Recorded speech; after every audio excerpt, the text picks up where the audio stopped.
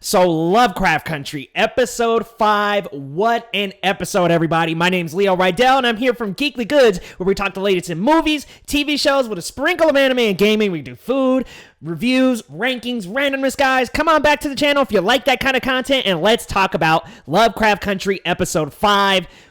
I'm floored. I'm honestly floored with what I just watched.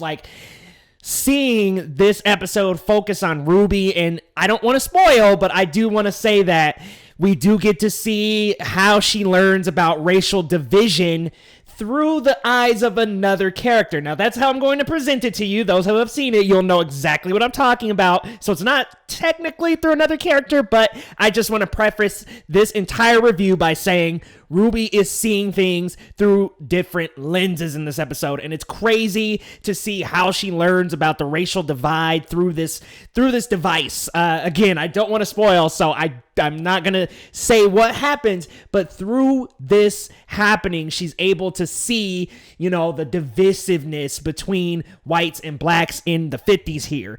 And I think that it is just such a great episode. I love this episode. It really, like I said, it really talks about racial division and really gives us a sense of how things are how bad things are. We get a little bit of Tick and Letty and, of course, Montrose in this episode. We do learn more about Montrose's relationship with Sammy. That's all I'm going to say. We do get to kind of take a little bit more of an exploration into that. And we also do get to see Tick figuring out more things about Titus and the languages used. And we also get a huge drop from William, I believe his name is, the guy who was sleeping with Ruby and is always around with Christina.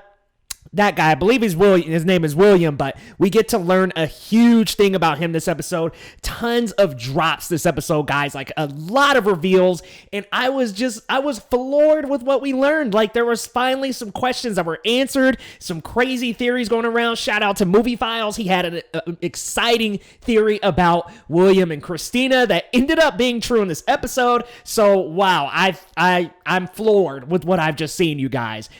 Going back a little bit to what happened with Ruby this episode, I really liked getting to explore that character through those lenses, and it was very strange in some parts because I was like, do you really want to be this?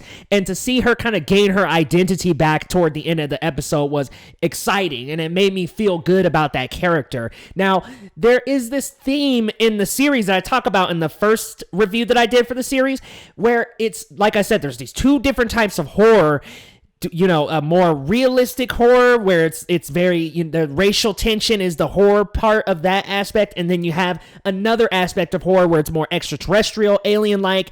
And I almost feel like the odd numbered episodes 1, 3, and 5 focus more on racial tension, racial relations in the 50s, and then 2 and 4 have been heavily focused on the extraterrestrial, Titus, Braithwaite, and then episode 4 focusing more on this kind of Indiana Jones exploration. So it seems to me like they might be bouncing back and forth. I don't know. You guys let me know down in the comments, but that's just something I noticed, that the odd number episodes seem to focus more on the racial relations, whereas the magic, the zombies, the kind of apocalyptic stuff is more in the even episodes. So 2 and 4 were very heavy with that. This episode reminds me a little bit of The Thing and some parasitic horror movies like this. You can definitely feel like a shedding of skin in this episode, and that's all I'm going to say because, again, I don't want to spoil, but this is a very Ruby-heavy episode, and we get to, see, like I said, the inequalities between being a black woman and a white woman in this episode, and I just love how it's presented, and I just really, really like these odd numbered episodes. Something about these episodes just really gets me going, and I didn't really like 2 or 4 that much, so I'm still hooked in Lovecraft Country. We're learning more about Montrose, who, like I said, big reveal for him and Sammy's relationship in this episode, and I just really like that this character has some secrets and things are going on, but we didn't get too many answers in this episode, so I still want to see some more Montrose. I want some answers. So guys, you let me know what you thought about this episode down in the comments. I thought this was a great episode. I liked it better than episode 4.